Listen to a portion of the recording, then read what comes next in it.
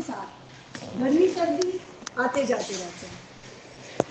یہ ساری چیزیں آپ کے عشق، آپ کی محبت، آپ کے عزم کو ہرا نہیں سکتی۔ جب ہم کلاس روم میں کھڑے ہوتے ہیں، آپ کو بہت اچھی طرح پتہ ہے، سارے پاکستان سے ہم کبھی لوڈ شیڈنگ ہے، کبھی ہے کبھی نہیں۔ بچوں کو کیا کہتے ہیں کہ پڑھنا ہے، بس آپ پڑھنے آئے، ہوا بھی نہیں۔ میں تو اپنی کلاس روم کو ہوا بھی نہیں، وہ اگر کہیں کہ مس آپ کو، میں نے کہا یہ تو سوال ہی پیدا نہیں ہوتا۔ استاد آپ کی توجہ اگر سبق کی طرف ہے، آپ کی توجہ آپ کے مقصد کی طرف ہے، تو یہ پنکھے، یہ اے سی، یہ کوئی بھی چیز آپ کے راستے کی رکاوٹ نہیں بن سکتا۔ اور پھر جب آپ یہاں بیٹھے ہیں تو آپ اپنے وجود میں جو اللہ نے آپ کو دی ہیں 3 نعمتیں، سمع، بصر اور دل، ان تینوں چیزوں کو حاضر رکھنا تاکہ آپ پورے شوق اور لگن کے ساتھ اپنے دامن کو بھر سکیں۔ اور کچھ ہمارے تعلیمی مقاصد ہیں کہ جب بھی ہم کسی اسکول میں، کسی ادارے میں جاتے ہیں تو ہمیں جو سننے کو ملتا ہے کہ ہم تو استاد ہیں، ہم پڑھے لکھے ہیں، ہمیں آتا ہے، یہی سننے کو ملتا ہے کہ ہم سب پڑھے لکھے ہیں، لیکن سوچنے کا یہ انداز کبھی بھی درست نہیں ہے، کیونکہ استاد کو تو ہر وقت بدلتے حالات میں جہان تازہ کے مطابق علم کا حصول ناگزیر ہے۔ سب سے زیادہ ضرورت جو ہے اپ ڈیٹ رہنے کے لیے استاد کو ضرورت۔ تنظیم اساتذہ خواتین ونگ نے اس پروگرام میں عصر حاضر کے چیلنجز کے مطابق پروگرام رکھے ہیں، جن کی روشنی میں ایک استاد اپنے شاگرد کو جہان نو کی ضرورتوں اور چیلنجز کے مطابق تیار کر سکے گا۔ انشاءاللہ آپ دیکھیں گے کہ ہم نے اپنے استاد کو آج کی سکلز کے بارے میں کیا کیا پروگرام رکھے ہیں۔ پھر ہمارے کچھ تنظیمی مقاصد ہیں، اور الحمدللہ ہم سب یا تو ارکان ہیں یا معاون ہیں اس تحریک کا، اس تنظیم کا ہم سب حصہ ہیں، ایک پہچان ہے۔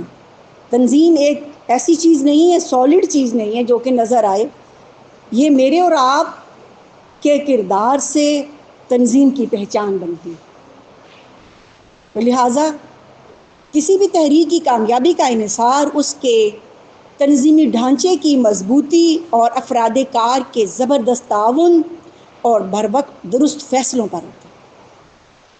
ہم نے اس پروگرام میں تنظیم اساتذہ کی بنیادوں کو مضبوط کرنے اور اس کی اٹھان کو بھرپور توانائی بخشنے کے لیے تنظیمی مہارتوں کو بڑھانے اور تحریک کے پھیلاؤ اور جماؤ کے طریقوں کو سمجھانے کی بھی کوشش کی ہے۔ برائے مہربانی آپ اپنی پوری توجہ اور محبت سے اس وقت اس کانفرنس سے فائدہ اٹھائیے گا، اور انشاءاللہ پھر ہم آخر میں جائزہ لیں گے کہ اس مقصد میں، اس تربیتی، تعلیمی اور تنظیمی مقاصد میں ہم کس حد تک کامیاب ہو سکیں۔ اس کے ساتھ ساتھ ایک تنظیم کے لیے، ایک تحریک کے لیے جو اس کے کارکن ہیں، ان کا اپنا رویہ، ان کا اپنا ذوق یقین کس حد تک ہونا چاہیے، اپنے مقصد کی لگن کے ساتھ، اپنے نصب العین کے ساتھ، تھوڑا سا اس پہ ہم ذرا رک کر جائزہ لیتے ہیں۔ میرے پروگرام، آپ نے پروگرام دیکھا ہوگا، اس پہ لکھا ہوا ہے کہ جو ہو ذوق یقین پیدا تو کٹ جاتی ہیں زنجیریں۔ تو سب سے پہلے یہ دیکھتے ہیں کہ یقین کس کو کہتے ہیں۔ یقین کا مطلب کیا ہے؟ بتائے گا آپ میں سے کوئی؟ یقین کس کو کہتے ہیں؟ یقین کا مطلب جی بھروسہ ہونا۔ جی جزاک اللہ، بالکل صحیح۔ یقین کا مطلب کسی چیز پر پکا ایمان یا بھروسہ رکھنا جس میں کسی شک و شبہ کی گنجائش نہ ہو۔ یہ ایک ایسا پختہ عقیدہ جس میں شبہ یا ابہام نام کی کوئی چیز نہ ہو۔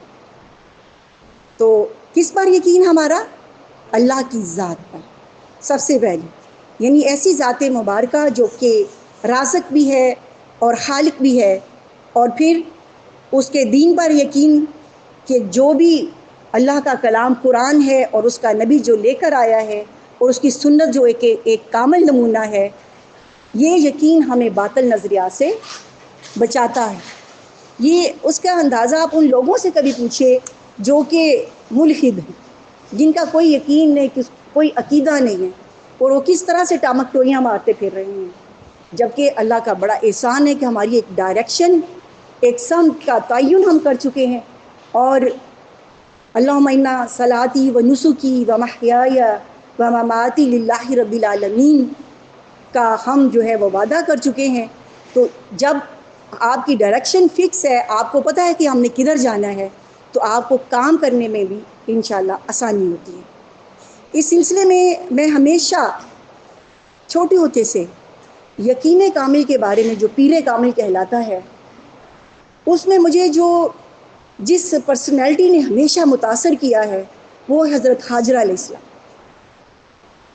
حضرت حاجرہ علیہ السلام جو ہیں، جب وادی غیر ذی زرع، جس میں کچھ بھی نہیں تھا، کوئی درخت نہیں تھا، کوئی پودا نہیں تھا، جب حضرت ابراہیم علیہ السلام وہاں کے ریگستان میں ان کو چھوڑنے گئے اللہ کے حکم سے، جہاں پر اللہ نے قبلہ بنانا تھا، تو ان کا میں اپنے جب پہلے حج پہ گئی تھی، کوئی آج سے 15 سال پہلے، مجھے حضرت حاجرہ سے اتنا زیادہ مجھے ان سے انسپائریشن ہو رہی تھی، ان کی ایک ایک قدم پر چلنے کو دل کر رہا تھا کہ یہ وہ خاتون ہے جس کو اللہ تعالیٰ نے پسند کر لیا، اس کے ایک ایک عمل کو پسند کر لیا. اس کا جواب سنیے گا اور اپنے دل میں اس کو گاڑ لیجئے گا. وہ آپ کا نسب العین ہی ہے کہ جب حضرت ابراہیم علیہ السلام ان کو چھوڑ کے واپس جانے لگے تو وہ حیران ہو گئیں، اور انہوں نے کہا کہ یا حبیبی، یا میرے سرتاج، مجھے کہاں چھوڑ کے جا رہے، کہ بیابان، چھت نہیں ہے، پانی نہیں ہے، کچھ بھی نہیں ہے، کہاں جا رہے ہیں مجھے چھوڑ کے؟ تو انہوں نے کیا کہا تھا؟ آپ سب کو یاد ہوگا کیا کہا تھا. انہوں نے کہا کہ انہوں نے صرف انگلی اٹھائی اور مڑ کے نہیں دیکھا. تو انہوں نے کیا کہا آگے سے؟ حضرت حاجرہ نے، اللہ مجھے ضائع نہیں کرے گا. اسی رب کی میں اور آپ بھی، وہ ہمارا خالق اور میں اس کے مخلوق. تاریخ نے اس کا یہ لفظ کیسے محفوظ رکھا؟ اس کا ایک ایک قدم، جہاں وہ چلی، جہاں وہ بھاگی، جہاں وہ رکی، جہاں وہ آہستہ ہوئی، اس کو کس نے تاریخ کے سینے پہ ثبت کر دیا؟ اس خاتون کا ایک ایک کام قیامت تک کے لیے سنت بن گیا. اس کے بغیر حج ہی نہیں ہوتا، صحیح کے بغیر حج مکمل نہیں ہوتا، عمرہ نہیں ہو سکتا. تو میں اور آپ ایک مشت خاک تو ہے نہیں کہ ہوا آئے اڑا کے لے جائے، کہ میں آئی تھی دنیا میں، کھایا پیا، ایم اے کیا، بی اے کیا، 4 بچے پڑھائے اور چلے گئے. نہیں، تاریخ کے سینے پر اپنے نقش ثبت کرنے کے لیے کچھ مجھے اور آپ کو بھی کرنا ہوگا.